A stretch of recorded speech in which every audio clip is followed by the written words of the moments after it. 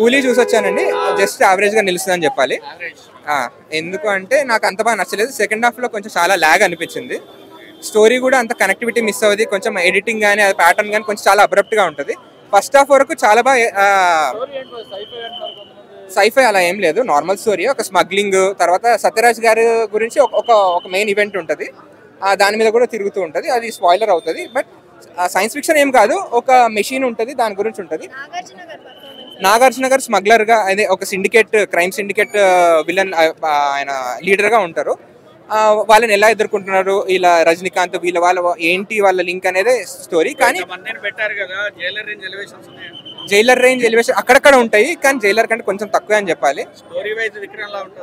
అసలు అదే ప్రాబ్లం అక్కడే వచ్చిందండి. విక్రమ్ చూసాము, అంత ముందు ఖైదీ అవన్నీ చూసాము. లోకేష్ గారు ఇంకా ఎక్స్పెక్టెడ్ మిస్ అయ్యిందనే చెప్పాలి. ఎందుకంటే ఇది అంటే లియో కొంచెం బెటర్, కానీ విక్రమ్ కి అయితే చాలా తక్కువ, ఆ మిడిల్ లో ఉంటుంది సినిమా. ఎందుకంటే ఈ క్రైమ్ సిండికేట్ ఇవన్నీ ఈ మధ్య అవే సినిమాలు వస్తున్నాయి. స్మగ్లింగ్ గురించి ఉంది, ఓకే అది పెట్టొచ్చు, ఫస్ట్ హాఫ్ లో ఎస్టాబ్లిష్ చేస్తారు. కానీ సెకండ్ హాఫ్ వచ్చేసరికి ఇటు ఒక ఈయన రజనీకాంత్ గారి బ్యాక్ స్టోరీ అని ఒకటి, వీళ్ళు నాగార్జున గారి స్మగ్లింగ్ ఒకటి, శోభిన్ గారి క్యారెక్టర్ ఓవర్ ప్లే అవుతుంది చాలా. అంటే నాగార్జున గారిని మర్చిపోతాం మన సెకండ్ హాఫ్ వచ్చేసరికి. ఆయన ఉంటారు, బట్ అంత ఈవిల్ గా అనిపించారు. ఫస్ట్ హాఫ్ లో ఉన్నంత విలనిజం సెకండ్ హాఫ్ లో మనము అనిపించాం. హీరో కామ్ అయిపోతారు, మళ్ళీ లాస్ట్ కి వస్తారు.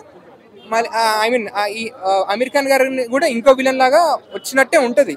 కానీ అక్కడ కూడా చూస్తే ఉపేంద్ర గారి క్యారెక్టర్ డౌన్ ప్లే అనే చెప్పాలి.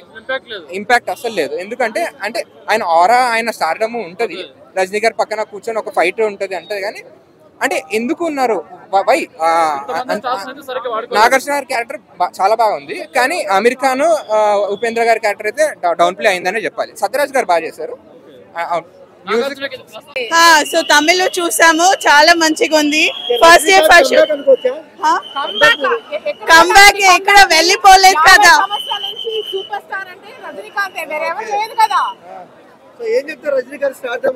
తలైవా రాక్స్. రజనీ అండి, ఆయన గురించి ఏం చెప్పాలి. సో రజనీకాంత్ అంటే మా தலைவர், எங்க தலைவர் தமிழ்ல சொல்றேன், எங்க தலைவர் சூப்பர் ஸ்டார்னா ஒரே ஒரு சூப்பர் ஸ்டார்னா ரஜினிகாந்த் సార్.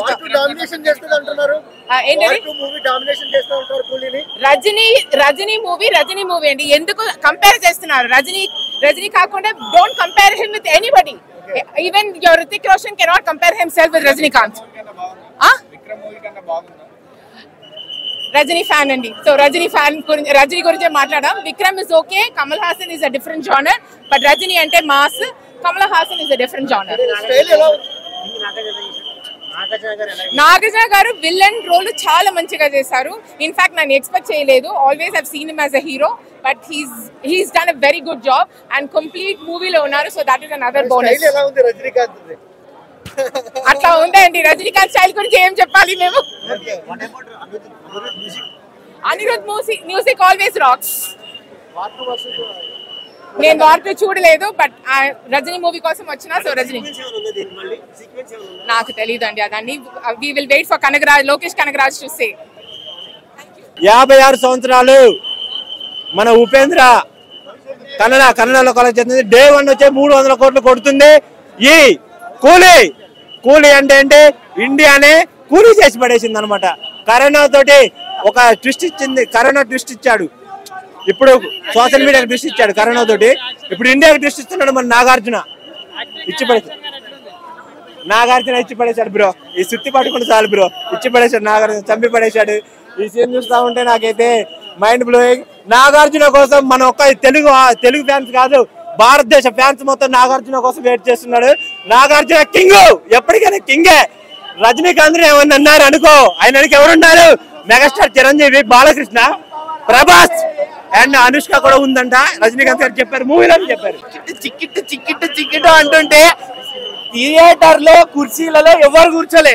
ఒక రిలీజ్ కి ఎలా అయితే సెలబ్రేట్ చేసుకుంటారో అట్లా వచ్చి అందరు డాన్స్ వేసిరు స్క్రీన్ ముంగట. అంత బాగుండే. అనిరుద్ మాత్రం అబ్బా, ఒక్కొక్క క్యారెక్టర్ కి ఒక్కొక్క బీజిఎం అన్న. ఎస్పెషల్లీ బెస్ట్ బీజిఎం అంటే ఉపేంద్ర కొట్టిండు. తక్కిట్ట తదిమి అనుకుంటూ ఒక క్లాసికల్ దింపిండు. అసలు వేరే లెవెల్ ఉండే. అమీర్ ఖాన్ గెస్ట్ రోల్ కూడా చాలా బాగుండింది. అంటే అది మేబీ మార్కెట్ లోకి దింపడానికి, సౌత్ ఇండియా మార్కెట్ లోకి అమీర్ ఖాన్ ఇంట్రడ్యూస్ చేయడానికి అయి ఉండొచ్చు. అంత ఇంపార్టెంట్ రోల్ ఏం కాకపోయినా కూడా అమీర్ ఖాన్ కి ఇచ్చినంత రోల్ వరకు మాత్రం బాగుంది. ఆయన యాక్టింగ్ కూడా చాలా బాగుంటుంది. అన్న హీరో రజనీకాంత్ నాగార్జున అన్న ఇది చెప్పడానికే వెయిట్ చేస్తున్నా నేను. నాగార్జున కింగో కింగో అంతే కింగో అన్న. విక్రమ్ సినిమా క్లైమాక్స్ లో రోలెక్స్ ఎట్లా 100 రోలెక్స్లు కనబడతాయి ఆడ నాగార్జున చూస్తే. 100 రోలెక్స్లు చెప్తున్నా, 100 రోలెక్స్లు కనబడతాయి నాగార్జున చూస్తే. అసలు స్క్రీన్ మీద టోటల్ డామినేషన్. రజనీకాంత్ గారిని డామినేట్ చేశాడు స్క్రీన్ మీద నాగార్జున. ఇమాజిన్ మొత్తం సూటు బూటు నోట్లకి వెళ్ళి ఆ బీడీ వదలడు, అసలు సిగార్ వదలడు. బాబోయ్ ఇంకా వైలెన్స్ అయితే సుత్తితో అసలు మామూలు వైలెన్స్ కూడా కాదు. ఇంకా డైలాగ్ డెలివరీ అసలు పీక్స్ అన్న పీక్స్. నాగార్జున గారి యాక్షన్ అయితే పీక్స్.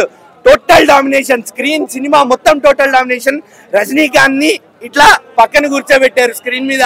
వాళ్ళిద్దరు కాంబినేషన్ సీన్స్ కూడా కింగ్ నాగార్జున గారి డామినేషన్. టాలీవుడ్ కి కింగ్ ఎందుకు అని మీరు ప్రూవ్ చేశారు. సార్ యాక్టింగ్ నెక్స్ట్ నాగార్జున గారు విలన్ యాక్షన్ సూపర్ ఉంది, చాలా బాగుంది సార్. చాలా మంది చూడొచ్చు సార్, సూపర్ ఉంది. కానీ అంతమంది హీరోస్ పెట్టడం కొంచెం మైనస్ గా ఉంది. అంటే కన్ఫ్యూజ్ అవుతున్నారు ఎవరి హీరో అని. కానీ Rajinikanth sir next Nagarjuna sir ఇద్దరు యాక్షన్ సూపర్ ఉంది, సూపర్. విలన్ క్యారెక్టర్ సూపర్ ఉంది, అండ్ సెట్ అయింది.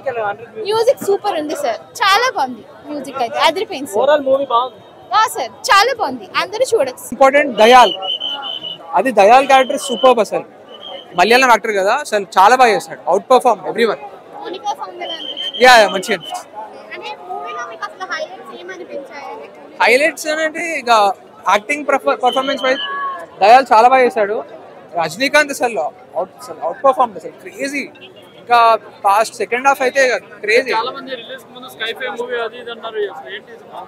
సారీ యా స్కైఫై అన్నారు కానీ మంచిగా అందరికి అర్థమయ్యేటట్టే ఉంది. బాగుంది. ఎలా అనిపించింది కూలీ మూవీ? ఎలా అనిపించింది వార్ 2 మూవీ?